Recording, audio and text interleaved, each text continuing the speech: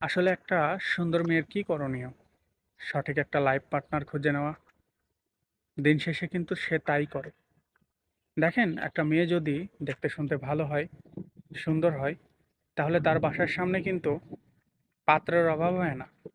জজ, barrister, doctor, engineer, everything আরো অনেক। কিন্তু একটা ছেলে, সে যতই সুন্দর হয়ে জন্মগ্রহণ করুক না কেন, যখন তার বুদ্ধি হয়, তখন তাকে ভাতের প্রতিটা নলায় নলায় তাকে প্রতিষ্ঠিত হওয়ার বীজ রোপণ করে দেওয়া হয়। তাকে বুঝিয়ে দেওয়া হয় যে তুমি যতই সুন্দর হও না কেন, তুমি যতক্ষণ না নিজে উপার্জন করতে পারবে, তোমার কোনো মূল্য এই সমাজের কাছে নেই।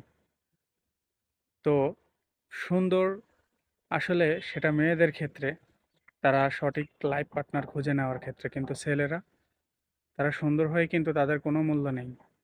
কারণ তারা যতক্ষণ না উপার্জন করতে পারবে, নিজের পায়ে দাঁড়াইতে পারবে, ততক্ষণ পর্যন্ত তার কোনো মূল্য নেই। এই সমাজে তার কোনো মূল্য নেই। সুতরাং নিজে আগে নিজের মতো করে প্রতিষ্ঠিত হন।